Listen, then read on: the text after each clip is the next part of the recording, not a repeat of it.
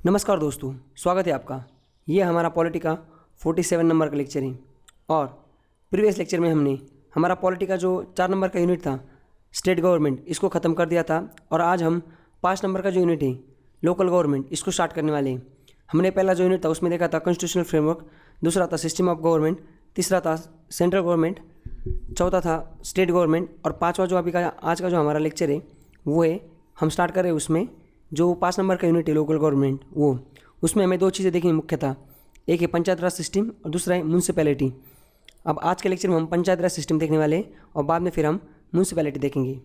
तो चलिए शुरुआत करते हैं 5 नंबर के यूनिट का पहला चैप्टर, जिसका नाम है पंचायत राज सिस्टम। अब देखो, मैं आपको बताता हूँ हमारे देश में ना पूरा गवर्नेंस कैसे चलता है। एक तो क्या होता है, सेंट्रल गवर्नमेंट होती है, यूनियन गवर्नमेंट, जैसे कि मोदी जी अभी फिलहाल मोदी जी की जो गवर्नमेंट है ऊपर बीजेपी की, वो है सेंट्रल गवर्नमेंट। सेंट्रल गवर्नमेंट में मोदी जी प्राइम मिनिस्टर है हमारे। उसके बाद स्टेट गवर्नमेंट्स होती हैं। अब मैं आपको महाराष्ट्र का एग्जांपल देता हूँ। महाराष्ट्र में क्या हो, मेरा खुद का एग्जांपल देता हूँ आपको मैं।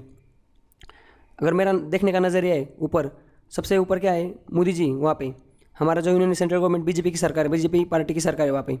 2 नंबर पे आते हैं महाराष्ट्र में स्टेट गवर्नमेंट किसकी है, स्टेट गवर्नमेंट है जो हमारे उद्धव ठाकरे जी है शिवसेना के, उनकी। तो स्टेट गवर्नमेंट हमने देख ली। उसके अंदर आते लोकल गवर्नमेंट मतलब अभी मैं आता हूँ अहमदनगर डिस्ट्रिक्ट में, और अहमदनगर डिस्ट्रिक्ट में श्रीरामपुर जो टाउन है वहाँ का मैं रहने वाला हूँ। तो वहाँ पे जो म्यूनसिपैलिटी, वहाँ पे अनुराधा अधिक नाम की जो और मतलब एक महिला एक, वो म्यूनसिपैलिटी की वो मेयर है, समझ गए, वहाँ पे वो मेयर है। उसके बाद पंचायत सिस्टम। तो अभी मैं आता हूँ मैं एक विलेज में रहता हूँ, तो विलेज हमारे यहाँ पे एक सरपंच है, समझ गए। तो मतलब हमारे यहाँ के जो सरपंच है गाँव में, वो जो श्रीरामपुर हमारा जो तहसील है वहाँ पे इंटरमीडिएट पंचायत है, उसके ऊपर डिस्ट्रिक्ट पंचायत एक होती है। और ये आता है नगर जो म्यूनसिपल काउंसिल है जहाँ पे मैं रहता हूँ श्रीरामपुर में, और जो डिस्ट्रिक्ट है अहमदनगर डिस्ट्रिक्ट, उसमें म्यूनसिपल कॉरपोरेशन है, समझ गए आप। मतलब और अगर सही से देखा जाए तो क्या होता है, एक सेंट्रल गवर्नमेंट होती है, एक स्टेट गवर्नमेंट होती है। उसके बाद डिस्ट्रिक्ट में क्या होता है, डिस्ट्रिक्ट में एक गाँव होता है, रूरल, 2 चीज़ें होती है, एक तो अर्बन लोकल गवर्नमेंट होती है और दूसरा होता है रूरल लोकल गवर्नमेंट। तो जो रूरल है उसमें क्या होता है, एक विलेज होता है उसमें ग्राम पंचायत होती है, और एक ब्लॉक होता है उसमें पंचायत समिति होती है। ये वर्ड सारे आपने सुना होगा, पंचायत समिति, समझ रहे, ग्राम पंचायत, ये तो सबको पता होगा। और अर्बन में क्या होता है, जो डिस्ट्रिक्ट होता है, जैसे अहमदनगर है, डिस्ट्रिक्ट में म्यूनसिपल कॉर्पोरेशन होगा, क्योंकि लोग वहाँ पे पॉपुलेशन बड़ी है और वो उसका जो दायरा है वो भी बड़ा है। उसके बाद होता है म्यूनसिपैलिटीज़। म्यूनसिपैलिटी मतलब जो छोटी छोटी सिटी टाउन्स होते हैं वहाँ पे म्यूनसिपैलिटीज़ होती हैं। और एक ऐसा मतलब एरिया है जो कि म्यूनसिपैलिटी में भी नहीं आता और ग्राम पंचायत में भी नहीं आता, ऐसी पॉपुलेशन का अगर जगह होती है उसको सिटी काउंसिल कहते हैं। वो हम देखने वाले सिटी काउंसिल, या उसको क्या बोलते हैं, यहाँ पे देखो, ये जो हमारा है ना म्यूनसिपल काउंसिल, मतलब क्या, जो तहसील लेवल पे होता है, और डिस्ट्रिक्ट लेवल पे म्यूनसिपल कॉर्पोरेशन होता है। बट नगर पंचायत क्या होता है ये हम बताएंगे, कि जो कि न सरपंच मतलब ना ग्राम पंचायत में आता है, ना म्यूनसिपल काउंसिल में आता है। तो जैसे अभी फॉर एग्जाम्पल आपको बताता हूँ, शिरडी आपने सामने सुना होगा। शिरडी एक्चुअली गाँव है, शिरडी ना डिस्ट्रिक्ट है ना तहसील है, एक गाँव है, विलेज है। बट शिरडी जो विलेज है वहाँ का जो वहाँ पे सरपंच वगैरह जो होते हैं, वहाँ पे सरपंच एक्चुअली वो नहीं, वहाँ पे नगर पंचायत है। क्यों? क्योंकि वहाँ पे जो पॉपुलेशन है वो सरपंच का जो मतलब एक जो होता है ना ग्राम पंचायत, उससे ज़्यादा है, और जो म्यूनसिपल कॉर्पोरेशन उससे कम है। तो वहाँ पे एक्चुअली नगर पंचायत है, समझ गए क्या आप। इसको हम डिटेल में देखेंगे जो कल वाला लेक्चर हमारा, कौन सा वाला, ये वाला, इसमें हमें देखना है म्यूनसिपैलिटीज, उसमें हम देखेंगे। फिलहाल आज के लेक्चर में हमें क्या देखना है, पंचायत राज सिस्टम देखनी। अभी आपको ये पिक्चर समझ गए कि हम क्या देख रहे हैं। हम ये देख रहे हैं कि हमारा देश में जो गवर्नेंस है वो गवर्नेंस हमें अब तक इतना पता था बस कि एक सेंट्रल गवर्नमेंट होता है और एक स्टेट गवर्नमेंट होता है। जैसे अभी वेस्ट बंगाल है, वेस्ट बंगाल में क्या होगा, एक उधर सेंट्रल गवर्नमेंट, तो उनके लिए भी बीजेपी, उनके लिए भी प्राइम मिनिस्टर मोदी जी, और उनका स्टेट गवर्नमेंट के लिए ममता बनर्जी उनकी चीफ मिनिस्टर है। फिर लोकल गवर्नमेंट होगी, फिर जैसे कोलकाता सिटी वहाँ पे म्यूनसिपल कॉर्पोरेशन होगा, समझ गए। ऐसा पूरा देश में, हमारा जो पूरा देश है, हमारे पूरे देश में ऐसे ही सिस्टम है। आप समझ रहे होंगे अभी पूरा जो ये हमारे देश में एक सेंट्रल गवर्नमेंट होती है, उसके बाद उसके नीचे सेंट्रल गवर्नमेंट के नीचे एक स्टेट गवर्नमेंट होती है, और उसके नीचे हर एक डिस्ट्रिक्ट में म्यूनसिपल कॉर्पोरेशन होता है। उस डिस्ट्रिक्ट के अंदर जितने भी तहसील आते हैं, जिसको हम तालुका बोलते हैं, वो जो सारे तहसील से, वो तहसील में क्या आता है, म्यूनसिपल काउंसिल्स आते हैं, और उसके नीचे आता है म्यूनसिपल काउंसिल के नीचे ग्राम पंचायत, जो एक विलेज लेवल पे होता है। बट अगर कोई ऐसा एरिया है जहाँ पे ना वहाँ पे विलेज पंचायत भी नहीं का गठन नहीं किया जा सकता क्योंकि पॉपुलेशन ज़्यादा है, और ना वहाँ पे म्यूनसिपल काउंसिल का गठन किया जा सकता क्योंकि उसके लिए पॉपुलेशन थोड़ा कम है, तो उस जगह नगर पंचायत होता है। ये सारी चीज़ हमने ऊपर अभी एक बार पिक्चर देख ली। अब हम शुरुआत करते हैं पंचायत सिस्टम, पंचायत राज। देखो जब हम आज़ाद हुए थे ना, जब हमें आज़ादी मिली थी 1947 में, उसके बाद हमारा जो कॉन्स्टिट्यूशन फ्रेमवर्क चालू हो गया कॉन्स्टिट्यूशन बनाना, और 1950 तक कॉन्स्टिट्यूशन बन के और रेडी हो गया, और 1950 से हम कॉन्स्टिट्यूशन के हिसाब से चल रही। अब जब संविधान बना था ना, तो संविधान में कहीं नहीं लिखा था ये पंचायत राज सिस्टम वगैरह जो है ना, ये चीज़ मतलब एक सरपंच होगा, ये होगा। अभी अब तक हमने जो almost state government central government अब तक जो सारा संविधान देखा वो ओरिजिनल कॉन्स्टिट्यूशन है, मतलब वो जब 1947 में जो लिखना स्टार्ट होता वही था वो। तो उस टाइम पे हमारा जो कॉन्स्टिट्यूशन बन रहा था उसमें ये दो चीज़ों का जिक्र नहीं था। ओरिजिनल कॉन्स्टिट्यूशन में पंचायत राज सिस्टम और म्यूनसिपैलिटी इस चीज़ का जिक्र नहीं था। मतलब आप बोलोगे फिर ये सरपंच वरपंच नहीं थे का? सरपंच वगैरह होते थे, पर ये स्टेट लेवल, स्टेट अपने हिसाब से बोलता था कि चलो हमारे स्टेट में आज इस सरपंच की हम प्रोस्टेट करते हैं। कॉन्स्टिट्यूशन में वो चीज़ नहीं थी लिखी हुई। तो कहाँ पे ऐसे स्टेट से वहाँ पे ये चीज़ें नहीं थी, म्यूनसिपल कॉर्पोरेशन या समझ रहेगा ये पंचायत राज सिस्टम ये थी ही नहीं। कब तक? देखो 1992 तक, मतलब अभी क्या चल रहा है 2020, तो 2010, 1990, मतलब 20-30 साल पहले ना, 30 साल पहले तक तो ये था ही नहीं कुछ भी, पंचायत राज सिस्टम ही नहीं था, समझ गए। तो पंचायत राज सिस्टम जो इंडिया में उसको बोल जाता है रूरल लोकल सेल्फ गवर्नमेंट। मतलब जो जैसे अभी जो हम मेंबर ऑफ पार्लियामेंट को चुन के भेजते हैं पार्लियामेंट में, वो वहाँ पे बिल पास करते हैं, वहाँ पे बड़े बड़े एक्ट्स लाते हैं, उसके हिसाब से हमारा देश चलता है। सेम जो कंकरेंट लिस्ट है, यूनियन लिस्ट है, स्टेट लिस्ट है, तो कंकरेंट लिस्ट और यूनियन लिस्ट पे से पार्लियामेंट लॉ बना सकती है। स्टेट लिस्ट और कंकरेंट लिस्ट पे उस स्टेट की स्टेट गवर्नमेंट लॉ बना सकती है, और उसके हिसाब से हमारा देश चलता है। बट ये, हाँ क्या बोल रहा था मैं, बट 1992 तक ये जो चीज़ है ना, ये लोकल सेल्फ गवर्नमेंट नाम की चीज़ नहीं थी। मतलब स्टेट में जो लॉ पास होगा वही सब जगह होगा। पर बाद में एक चीज़ आई फिर लोकल सेल्फ गवर्नमेंट, मतलब जो लोकल डिस्ट्रिक्ट लेवल पे ना, वहाँ पे भी कुछ बॉडीज़ होंगी और वो अपने अपने लेवल पे अपना अपना डिसीजन ले लेंगी, समझ गए। तो ये डेमोक्रेसी एट ग्रास रूट, जो ग्रास रूट लेवल पे डेमोक्रेसी का जो ये करना था वो 1992 के बाद किया गया। किस तरीके से किया गया? पार्लियामेंट में ना एक फील्ड ऑफ रूरल डेवलपमेंट, एक ग्रामीण जो एरिया होता है उसमें डेवलपमेंट करने के लिए पार्लियामेंट ने अपनी एक ड्यूटीज़ और एक रिस्पॉन्सिबिलिटी निभाई थी। क्या किया था उसने कॉन्स्टिट्यूशनलाइज किया था 73 एक्ट ऑफ 1992 में 73 अमेंडमेंट एक्ट लाया था। उसमें उन्होंने कॉन्स्टिट्यूशन को अमेंड किया, और उसमें उन्होंने क्या कर दिया, जो हमने देखा था कंकरेंट लिस्ट, स्टेट लिस्ट और सेंट्रल लिस्ट, यूनियन लिस्ट। तो यूनियन लिस्ट में जो चीज़ें होती है वो सिर्फ यूनियन गवर्नमेंट उस पर लॉ बना सकती है। स्टेट लिस्ट में जो चीज़ें होती है सब्जेक्ट लिखे होते हैं उसमें सिर्फ स्टेट गवर्नमेंट लॉ बना सकती है। और कॉन्करेंट लिस्ट में दोनों स्टेट गवर्नमेंट भी और सेंट्रल गवर्नमेंट भी लॉ बना सकती हैं। तो इन्होंने क्या कर दिया, 73 अमेंडमेंट एक्ट लाया, और उसमें इन्होंने ना लोकल गवर्नमेंट नाम की एक चीज़ डाल दी। कहाँ पे? स्टेट लिस्ट में। स्टेट लिस्ट में इन्होंने लोकल गवर्नमेंट नाम की चीज़ डाल दी, और उसमें उन्होंने बोल दिया कि ये हम आज से पंचायत राज सिस्टम को इंट्रोड्यूस करवाते हैं, और वो मिनिस्ट्री ऑफ रूरल डेवलपमेंट के अंदर वो सारा पंचायत राज बॉडीज उन्होंने दे दी। तो हमारा जो कॉन्स्टिट्यूशन उसको अमेंड किया गया। हमारे कॉन्स्टिट्यूशन के स्टेट लिस्ट में 5th एंट्री उन्होंने 5 नंबर की एंट्री कर दी, और कॉन्स्टिट्यूशन का जो 7th शेड्यूल है उसमें उन्होंने लोकल गवर्नमेंट डाल दिया। तो क्वेश्चन आएगा आपको, लोकल गवर्नमेंट जो है वो कॉन्स्टिट्यूशन के कौन से शेड्यूल से बिलोंग करता है? तो 7 नंबर के शेड्यूल से बिलोंग करता है। और जो स्टेट, ये जो पंचायत राज सिस्टम है ये कौन सी लिस्ट में आता है? सेंट्रल लिस्ट में आता है, कंकरेंट लिस्ट में आता है, या ये यूनियन लिस्ट में आता है? तो एक्चुअली ये स्टेट लिस्ट में आता है। अब समझ गए आप? मतलब 1992 तो कुछ नहीं था, 1992 में एक एक्ट लाया गया और उसमें लिखा गया कि एक लोकल गवर्नमेंट होगी, समझ गए। अब फिर ये लोकल गवर्नमेंट में ये चीज़ डाल दी उन्होंने कि एक रूरल होगी और एक अर्बन होगी, और फिर उसके अंदर म्यूनसिपल कॉर्पोरेशन होगी, म्यूनसिपैलिटी होगी, सिटी काउंसिल होगी, विलेज पंचायत, ग्राम पंचायत, समझ रहे क्या, जेडपी, समझ रहे आप? हम ये चीज़ आपने सुनी होगी ना काफ़ी चीज़ें, ये वर्ड्स तो आपने मतलब सुने होंगे पक्का। कौन से वाले? ये जो हम वो इसको बोलते हैं ना, क्या बोलते हैं इसको, डिस्ट्रिक्ट पंचायत, समझ रहे, जिला परिषद, पंचायत समिति, ये सारे वर्ड आपने सुने होंगे। तो उस तरीके से मतलब यहाँ से फिर ये सारी चीज़ें चालू होगी।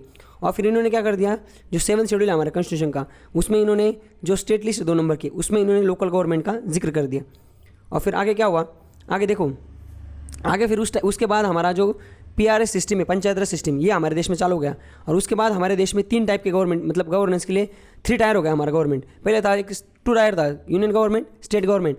एक तो सेंट्रल गवर्नमेंट से जो लॉ आते उससे देश चलता था, और वो अलग अलग स्टेट जो लॉ बनाते उससे देश चलता था। पर बाद में तीसरी चीज़ आ गई जो था लोकल गवर्नमेंट। ये 7th शेड्यूल में डाला गया हमारे कॉन्स्टिट्यूशन की। और उसमें फिर क्या, इसमें क्या चीज़ है, इसमें फिर ये चीज़ें municipality, panchayat raj system. Picture समझ गए क्या आप सबके सब? पिक्चर यही है कि 1992 तक हमारा देश सिर्फ 2 लोग चलाते थे, 2 government, state government, central government. 1992 में एक एक्ट आया था 73 अमेंडमेंट एक्ट, उसके हिसाब से, उसके तहत हमारा देश को जो कॉन्स्टिट्यूशन उसको अमेंड किया गया, और 7th शेड्यूल में लोकल गवर्नमेंट डाली गई। और उसमें ये चीज़ डाली गई कि हर एक स्टेट के डिस्ट्रिक्ट में म्यूनसिपैलिटी होगी, पंचायत राज सिस्टम होगी, उसमें सरपंच होगा, समझ रहे, विलेज होगा। इस चीज़ को कंपलसरी कर दिया गया, म्यूनसिपल कॉर्पोरेशन होगा। और उसके बाद सारे देश में ये चीज़ लागू, मतलब कंपलसरी लागू कर दी। तो आपके गाँव में जो सरपंच होता है या आपके विलेज पंचायत होती है, जो भी होता है, समझ रहे क्या, आप म्यूनसिपल कॉर्पोरेशन, मेयर वगैरह सब, ये सारा का सारा 1992 का जो ये जो अमेंडमेंट एक्ट था इसकी देन है। और आप बोल रहे हैं उससे पहले नहीं था, फिर उससे पहले था पर वॉलंटरी था, कुछ स्टेट में था। जैसे 1970 के आसपास जो दशक चल रहा था उस टाइम पे सबसे पहले एक विलेज सरपंच बनाया गया था राजस्थान में एक जगह, समझ गए, वेस्ट बंगाल ने, फिर महाराष्ट्र ने, ऐसा स्टेट अपने अपने लेवल पे कर रहे थे, पर यूनियन लेवल पे ऐसा कुछ नहीं था, ठोस कुछ नहीं था। तो ये 1992 में आया था। और फिर ये जो तीसरा टायर है, मतलब देश का गवर्नेंस के लिए तीसरा लोकल गवर्नमेंट भी होती है, फिर म्यूनसिपल कॉर्पोरेशन अपने अपने लेवल पे, देखो आपको पता होगा, लॉ पास करते, मेयर होता है, समझ रहे क्या, वो कानून बनाते हैं वहाँ पे, मतलब उनकी जुरिडिक्शन के अंदर वो कुछ काम कर सकते हैं, ये उनको पैसा आता है, ऊपर से फंड आता है, जैसे सरपंच है उसको भी फंड आता है गाँव के काम के लिए, निधि, ग्राम विकास निधि। तो उस हिसाब से फिर हमारा देश चलने लगा। पिक्चर समझ गए। अब हम देखते हैं, अभी हमें जो पंचायत राज सिस्टम है उससे रिलेटेड जो सारे के सारे आर्टिकल्स, देखो हमारे कॉन्स्टिट्यूशन में आज का जो हमारा पार्ट है उसमें हमें आर्टिकल 247 से लेके 247 तक देखना है, समझ गए। देखना मतलब मैं आपको बता देता हूँ उसमें क्या होता है, ये डेफिनेशन है कि पंचायत राज सिस्टम क्या होती है। तो वही अभी हमने जब देखा वही देख रहे थे, ग्राम सभा एक होता है, उसके बाद पंचायत राज सिस्टम का कॉन्स्टिट्यूशन कैसा होता है, कंपोजिशन कैसा होता है, कितनी सीट रिजर्व होती है, ड्यूरेशन कितना होता है, अगर कोई मेंबर ज़्यादा मतलब ये करता है, समझेगा, उटपटांग चीज़ें करता है, उसको डिस्क्वालीफाई कैसे कर सकते हैं। पंचायत राज मतलब इनके पास पावर है क्या टैक्स वैक्स लगाने की, समझ रहे, फंड इकट्ठा करने की। ये फाइनेंस कमीशन नाम की एक चीज़ होती है हर एक स्टेट में, वो रिव्यू करता है कि पंचायत राज सिस्टम में हर सारे इस स्टेट में इस साल में पंचायत राज सिस्टम के लिए कितने पैसे गए थे, क्या हुआ था, उसका अकाउंट देखो, ऑडिट ऑफ अकाउंट होता है पंचायत का। उसके बाद इलेक्शन होता है पंचायत में, वो कितने साल में होता है। एप्लीकेशन यूनियन टेरिटरी में अगर पंचायत राज सिस्टम करना है तो उसमें क्या है, समझ रहे क्या। और कुछ ऐसी जगह है वहाँ पे पंचायत राज सिस्टम नहीं कर सकती, पार्ट नॉट, वो क्या है। और कॉन्स्टिट्यूशन क्या है, continuous of existing law and panchayat में जो एग्जिस्टिंग लॉ है उसको कैसे कंटिन्यू करना है, समझ गए आप। ये सारे आर्टिकल ना इस चैप्टर से बिलोंग करते हैं। अब हमें क्या देखना है पता है क्या, हमें ये जो उस पर क्वेश्चन क्या आते हैं वो देखना है सबसे पहले। अब हमारे देश में ये 1992 में एक एक्ट आया था, समझ रहे। सबसे पहले आपको मैं बताता हूँ, ये क्वेश्चन आप याद रखिए कि हमारे देश में जो पंचायत राज सिस्टम आई थी वो कौन से अमेंडमेंट एक्ट के तहत आई थी, 73 अमेंडमेंट एक्ट 1992। पंचायत राज जो सिस्टम है वो कौन से मिनिस्ट्री के अंदर आती, वो मिनिस्ट्री ऑफ रूरल डेवलपमेंट के अंदर आती। तीसरा क्वेश्चन, लोकल गवर्नमेंट ये कौन से लिस्ट में, स्टेट लिस्ट में, यूनियन लिस्ट या कर्नाटक लिस्ट में। ये 3 क्वेश्चन तो पक्का इसको समझ रहेगा, एकदम मतलब उतार लेना है जहन में, समझ गए। उसके बाद अभी इसको देखते हैं हम। अब ये जो पंचायत राज सिस्टम लाया गया था 1992 में, इसके लिए कुछ कमेटी बनी होगी ना, मतलब डायरेक्ट ऐसे मुंह उठा के नहीं बनाया होगा ना इसको, मतलब अलग अलग गवर्नमेंट होगी, उन्होंने अलग अलग लोगों को कमेटी बनाई होंगी। इस एक बंदे को उस कमेटी का चेयरमैन बनाया होगा, बोला होगा तू और ये 10 लोग मिला के रिसर्च करो, थोड़ा पढ़ाई करो, बताओ मुझे हमें कि अगर हमारा रूरल डेवलपमेंट जो है, ग्रामीण विकास अगर हमें करना है हमारे देश में, तो हम तो डायरेक्ट सेंट्रल गवर्नमेंट के लॉ इम्पोज करते हैं और स्टेट गवर्नमेंट के लॉ इम्पोज करते हैं, लोकल लेवल पे कुछ लॉ कुछ बनते नहीं। तो आप हमें बताओ क्या क्या करना चाहिए। तो फिर कुछ लोगों ने कमेटी बनी होगी, कुछ लोगों ने फिर रिसर्च किया होगा, फिर उन्होंने सजेस्ट किया होगा गवर्नमेंट को कि आप एक काम करो, अब पंचायत राज सिस्टम का ये ऐसा बनाओ, फिर इसके हिसाब से देश चल सकता है, सही हो सकता है, समझ गए। तो ऐसे जो कमेटीज अलग अलग, यहाँ पे देखो बलवंत राय मेहता कमेटी 1957 में आई थी, ये जीवी के राव कमेटी आई थी 1985 में, और उसके बाद ये LM सिंघवी कमेटी आई थी 1986 में। अगर क्वेश्चन आता है आपको, ये क्वेश्चन आएगा आपको बलवंत राय मेहता कमेटी किससे रिलेटेड है, तो फिर वो बताएंगे कि इसरो का गठन करना था तब उसके मतलब स्पेस से रिलेटेड है, या हमारे देश में जो किसान है उनको उनकी आय कैसे बढ़ानी, मतलब उनका इनकम कैसे बढ़ाना उससे रिलेटेड है। या तीसरी चीज़ वो बोलेंगे कि एजुकेशन को सेक्टर को कैसे रिफॉर्म करना है उससे रिलेटेड है। या चौथी चीज़ बोलेंगे कि पंचायत राज सिस्टम से रिलेटेड है। तो पंचायत राज सिस्टम से रिलेटेड है, समझ गए। ये कमेटी आप इसको उतर लो, इस पे क्वेश्चन आ सकते हैं कि local self government in India, इसको जो आया था 1992 में, इसको 1992 आने से पहले 57 में, 85 में और 86 में ऐसी ये कमेटी बनी थी। और भी कमेटी मैं आपको बता दूँ, देखो यहाँ पे बलवंत राय मेहता कमेटी 57 में बनी थी। आप बोल रहे हो फिर ये कमेटी बनी थी, फिर इतना लेट क्यों हो गया। देखो इसने कमेटी को ना गवर्नमेंट ने, नेहरू की गवर्नमेंट थी, उन्होंने एक्सेप्ट ही नहीं किया। नेहरू बोला चल हट, नहीं करना है हमें।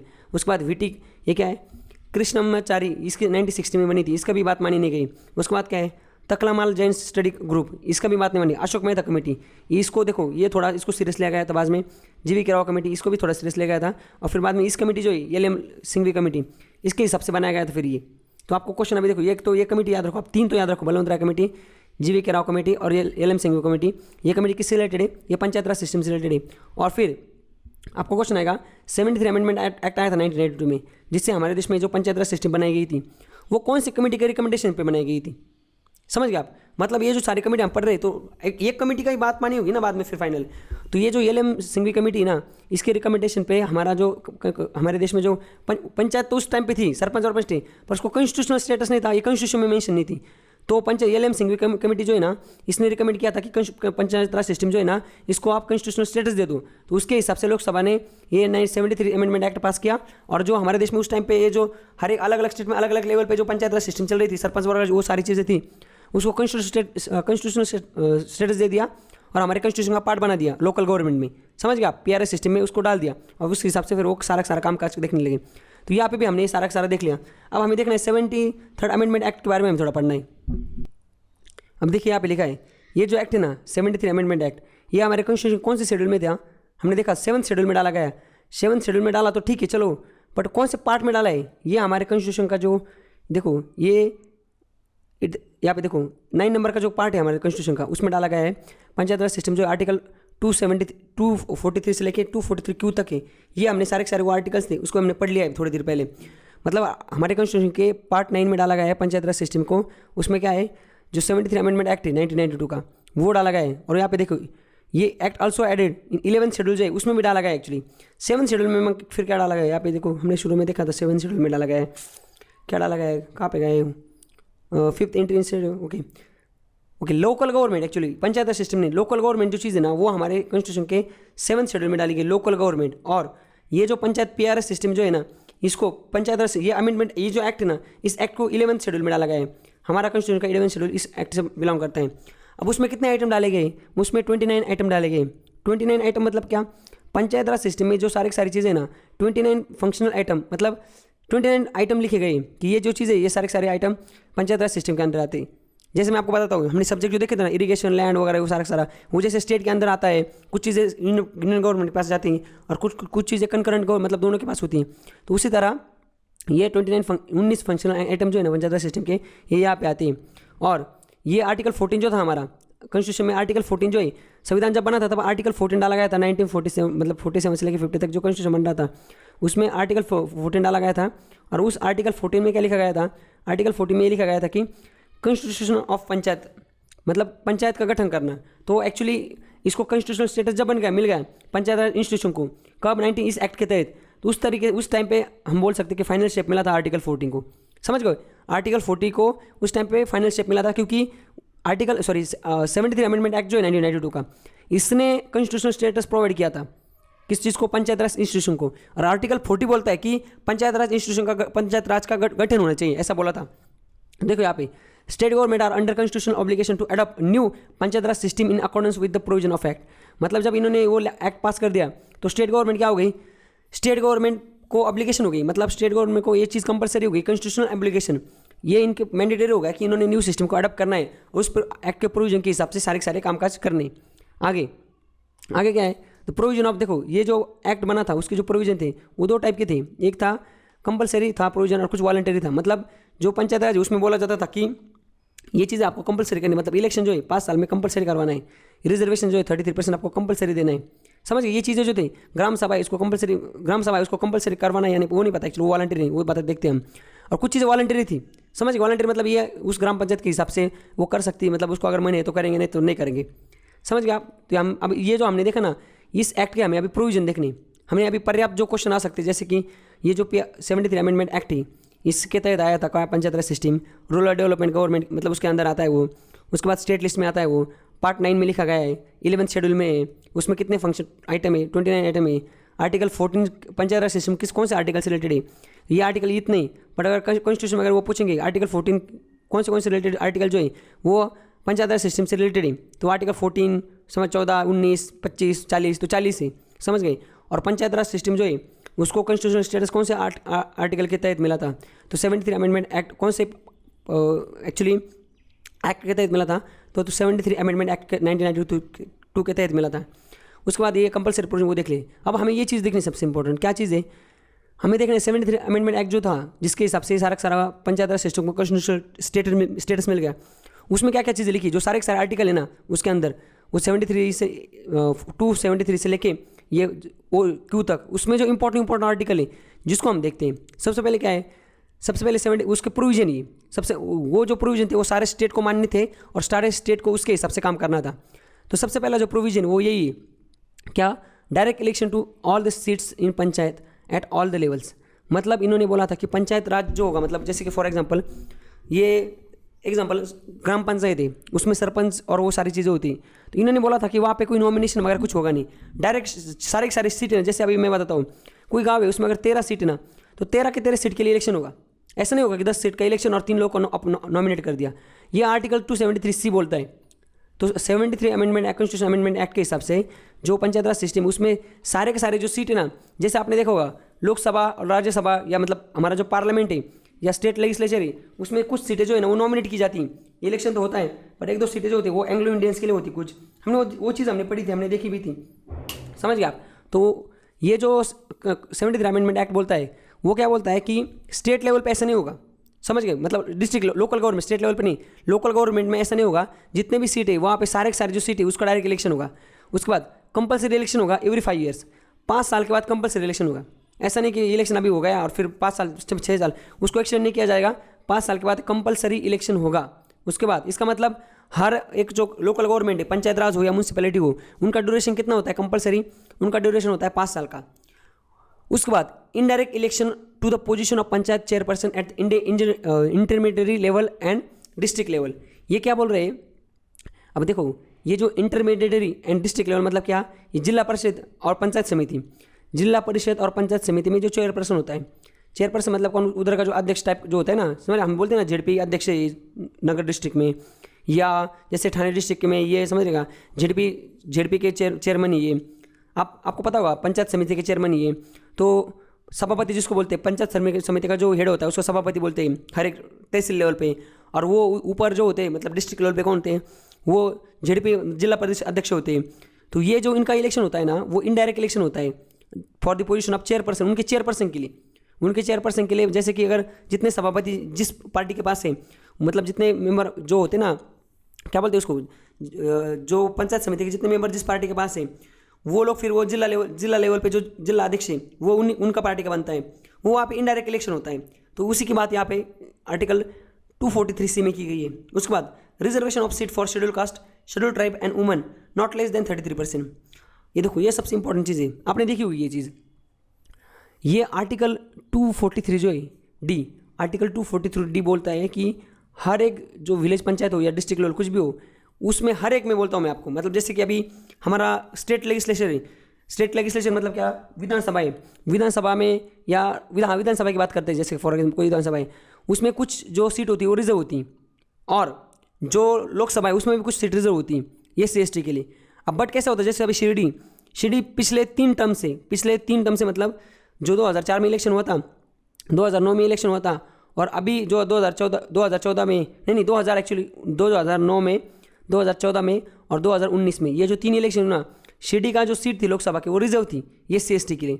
अब नेक्स्ट टाइम क्या होगा, वो सीट ओपन के लिए जनरल हो जाएगी, और कई और जगह जो जनरल सीट थी वहाँ पे वो रिजर्व हो जाएंगी।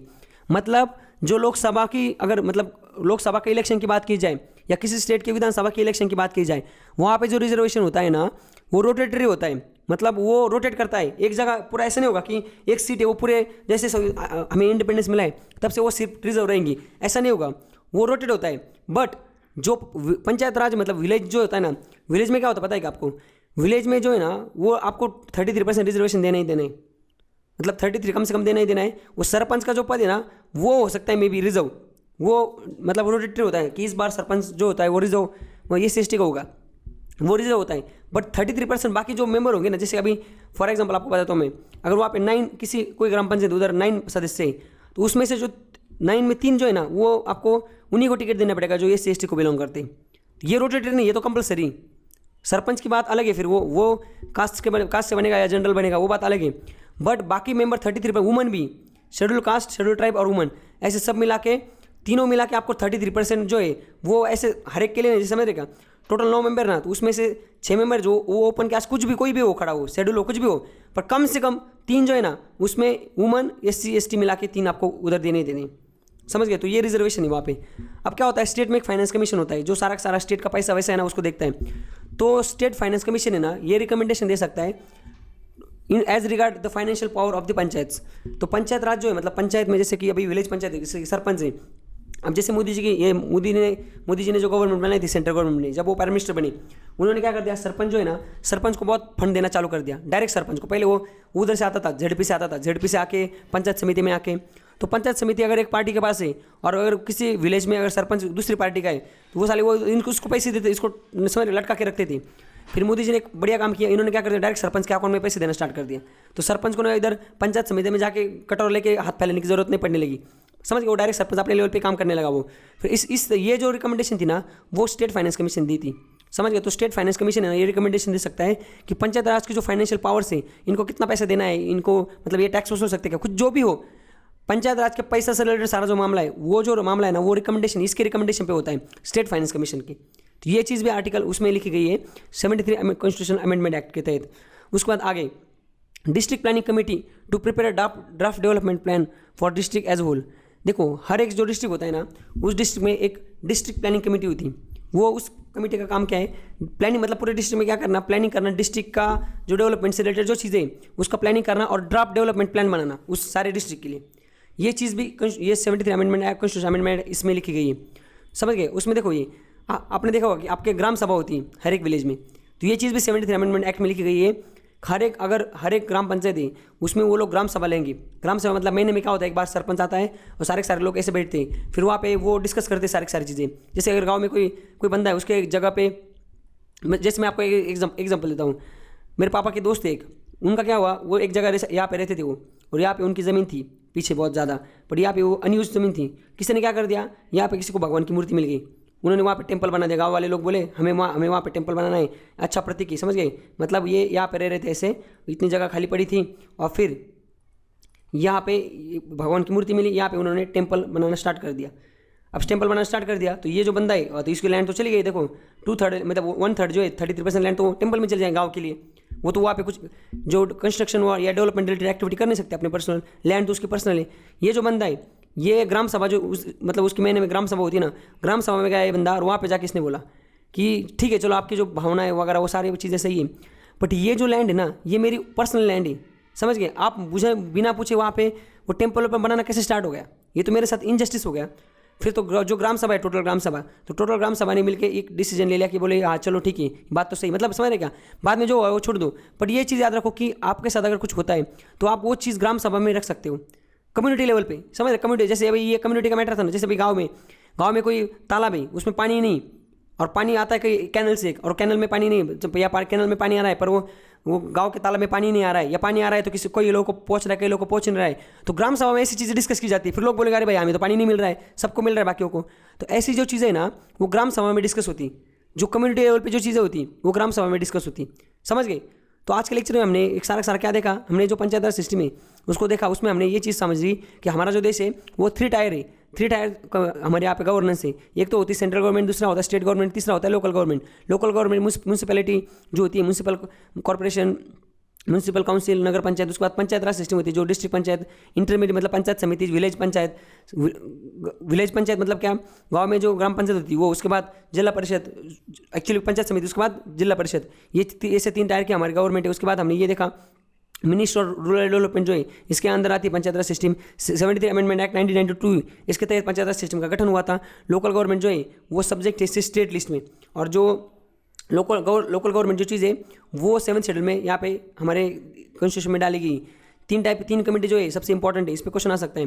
पंचायत राज सिस्टम का जो गठन किया गया था वो बलवंतराव मेहता कमेटी, उसके बाद जीवी राव कमेटी 1985 की, उसके बाद एल.एम. सिंघवी कमेटी। ऐसे 3 कमेटी के तहत ये चीज़ें कि मतलब ये जो कमेटी बनी थी इन्होंने रिकमेंडेशन दी थी कि आपको पंचायत राज सिस्टम को कॉन्स्टिट्यूशनल बनाना पड़ेगा, उसको कॉन्स्टिट्यूशनल स्टेटस देना पड़ेगा।